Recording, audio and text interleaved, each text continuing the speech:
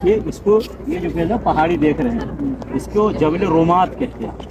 جبل رومات کا مطلب ہے تیر اندازوں کا پہاڑ. کیا ہے؟ رسول اللہ صلی اللہ علیہ وسلم نے 50 صحابہ کرام کو اس پہاڑی پہ رکھ دیا اور کہا کہ جب تک میرا آرڈر نہ آئے اس وقت تک پہاڑی سے اترنا نہیں.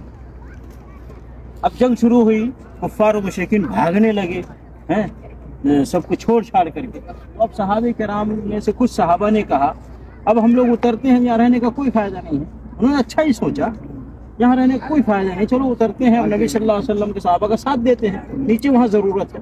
تو عبداللہ بن جبیر رضی اللہ تعالیٰ عنہ اس 50 صحابہ کے امیر تھے، یعنی وہ ذمہ دار تھے. انہوں نے کہا مت جاؤ جب تک کہ اللہ کے نبی صلی اللہ علیہ وسلم آرڈر نہ آئے. بہر کے اب اتر گئے اکثر صحابہ.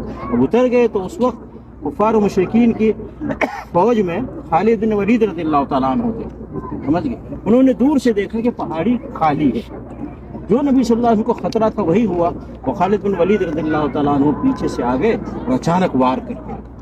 اب صحابہ کرام تو اب جانتے جب پتہ چلا کہ اب کفار و مشرکین بھاگ چکے ہیں تب سب کوئی بیٹھا ہے، کوئی آرام فرما رہے ہیں، کوئی کچھ.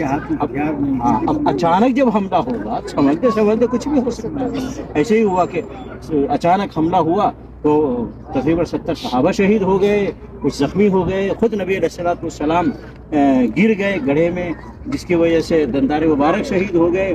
پھر نبی صلی اللہ علیہ وسلم پہ وار کیا گیا، نبی صلی اللہ علیہ وسلم کو چوٹ آئی.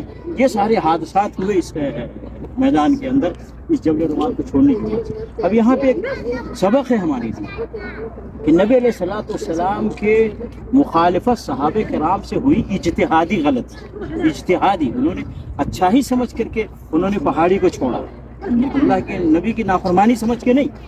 اس کا مطلب یہ ہے کہ اگر آدمی اللہ کے نبی صلی اللہ علیہ وسلم نافرمانی کرے گا تو اس کو فوری سزا ملے گی، جیسا کہ صحابہ کرام کو سزا ملی. نبی علیہ السلام کی نافرمانی کبھی بھی نہیں کرنی چاہیے، کہیں بھی نہیں کرنی چاہیے، کسی طرح کی بھی نافرمانی نہیں کرنی چاہیے.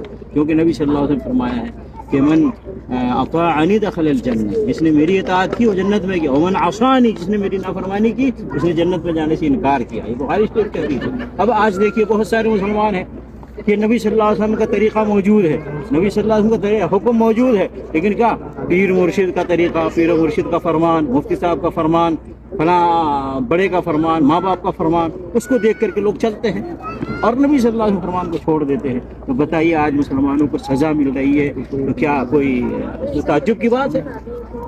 ہم نبی صلی اللہ علیہ وسلم کی نافرمانی نہیں کریں گے کہیں بھی ہو، چاہے مفتی صاحب کی نافرمانی ہو جائے، پیر و مرشد کی نافرمانی ہو جائے، ماں باپ کی نافرمانی ہو جائے، لیکن نبی کی نافرمانی کہیں نہیں ہونی چاہیے.